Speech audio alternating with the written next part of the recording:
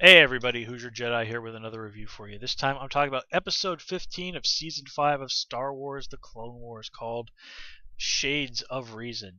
I gotta say, this is another really good episode. This is really, honestly, one of the most brutal episodes I think of this show that we've seen yet. I mean, we've seen some pretty violent stuff on this show. I mean, we've basically seen the murder of children heavily implied.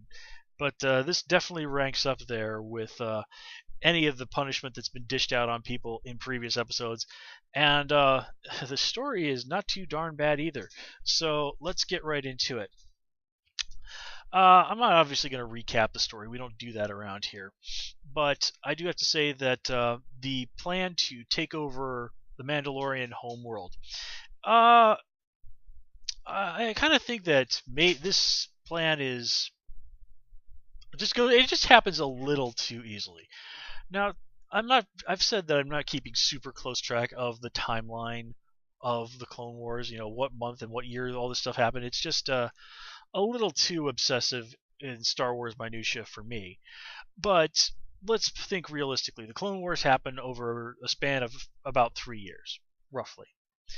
So if you think that, then really, wouldn't it have been only about a year and a half ago from the time of this episode that Death Watch was going around bombing and killing people on the Mandalorian homeworld? And nobody seems to even bring this up. I mean, you have to think that there would have been some people who would have said, let's see, a bunch of gangsters come out of nowhere and attack our world, and then also out of nowhere, Death Watch shows up to save the day. How do we know that Death Watch didn't hire these guys to make themselves look good? And again, nobody even seems to float this possibility. Now, granted, maybe they did, and the Death Watch guys, well, they'd have probably been pretty quick to put a stop to that. And of course, this is only the takeover happening. I'm sure there are some people who will, in future episodes, be much more skeptical as to the reality of what happened here. I for one think that the Jedi, in particular Obi-Wan Kenobi, is going to be extremely skeptical of Death Watch's version of events. But the people of Mandalore buy it hook, line, and sinker. Now again, this is people who were setting off bombs and murdering people only about a year ago to them. Now, granted, when things are going to hell, you can't really be picky about who pulls. Yeah, like when you're drowning, you're not going to be too terribly picky about who pulls you out of the water. But still, this really, I think, again, it just seems a little too easy. But of course, one of the great truths of life is that people are dumb. And we have seen throughout history countless examples of people who you could easily label bad guys, give it a few years and for the political situation to change, and the bad guy is suddenly hailed as the hero, the savior, the liberator. So, as stupid as it is something that our own world has provided many examples of. To kind of give you one, back in the 1980s, Saddam Hussein was portrayed as a friend and ally of the United States because, well, basically we were able to use him to screw with Iran, who we didn't like, and well, by the time of the early 90s, well, obviously that situation had changed, and again, there's countless examples of that happening throughout history. So we don't want to get too heavily into real world politics here. At the end of the day, we're here just to talk about TV and have a fun time. So I think I've made my point in regards to that particular criticism. To move on to another criticism, and I promise you we'll talk about some of the show's good points in a little while. Honestly, I was a little disappointed by Katie Sackhoff's performance in this episode. Now, I've really enjoyed her as Bo-Katan, and of course, I absolutely loved her as Starbuck on Battlestar Galactica. But to the best of my knowledge, apart from a little sort of guest voice thing on Robot Chicken, this is her first real stab at doing voice work, and I think it shows at times. Like, look at the very episode, at the start of this episode where she gives that line, indeed.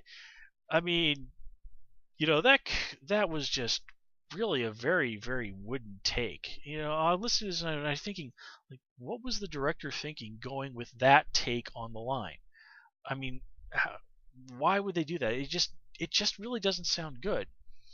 Now, not to say that her performance is uniformly bad this episode. I mean, she does deliver some good work, especially there towards the end when after Vizsla is killed.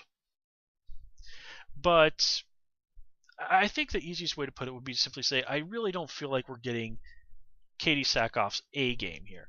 And I really don't think I can put the blame entirely on her. I really just have the feeling that, and this is just my impression, that the director of this episode did not make the best choices in regards to which versions of the lines to use. Like I said, some of the ones that they apparently decided to go with just seem really kind of wooden. But that said, let's move on. Let's see. Yes. Speaking of short memories, we also see the return of Olmec. Now, I'd forgotten the guy's name, but of course I remembered who he was immediately. And of course, he's just a prime example of exactly the sort of person that Darth Maul and Vizsla were looking to use as a puppet. And he, of course, quickly falls into that role. Once again, betraying Duchess Satine, betraying the people of Mandalore, mostly to save his own skin and, of course, to start lining his own pockets once again. Which just goes to show you that some folks really never learn. But bringing him back, in terms of storytelling, made really good sense. It, of course, really ties us into the overarching lore of the series. And, it's just really a good example of smart storytelling, of really yeah, I'm just endlessly repeating myself, aren't I? It's just, really smart storytelling. Now, let's get into talking about the action in this episode. Man, folks, this was a pretty intensely there was a lot of really great action going on, and this is really some prime examples of why people really fear the Mandalorians. And I gotta say, I got a big kick out of the little shuriken shooter that Pre Vizsla has in his armor. I'm going to be a little bit disappointed if not in the not too distant future we don't see that added to the bounty hunter class in Star Wars: The Old Republic. I think that would be absolutely awesome. But anyway, the fights between the conflict between the Death Watch and the stage fight with the Black Sun guys, that was pretty well done. I like how the Mandalorians, who were not in on it, the Mandalorian security guys, they were genuinely portrayed as competent, brave, skillful guys. It's just they were simply completely and utterly overwhelmed. And of course, this is all framed and staged in such a way as to make Death Watch look as good as possible.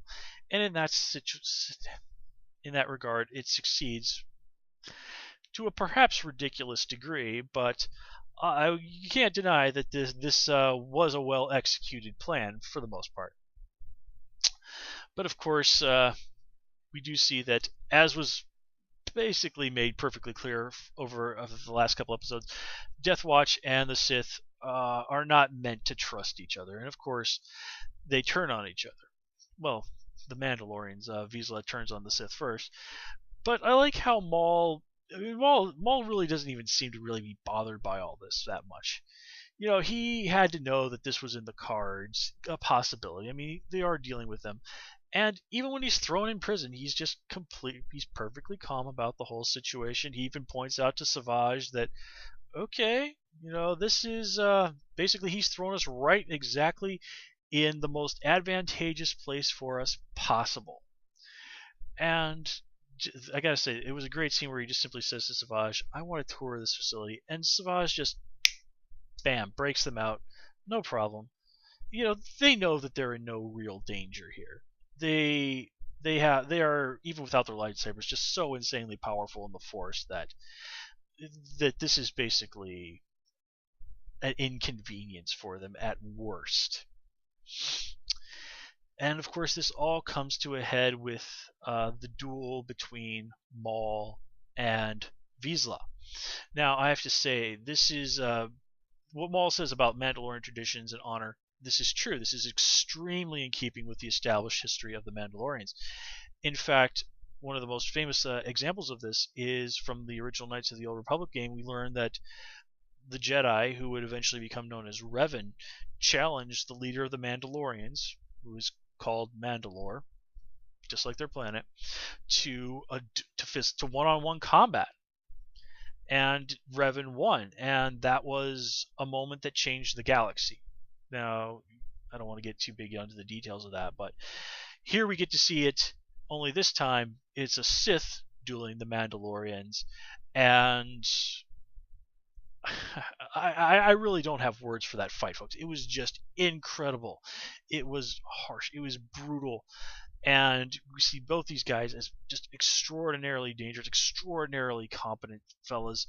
And just watching that fight, it was, yeah, this is how Star Wars should be.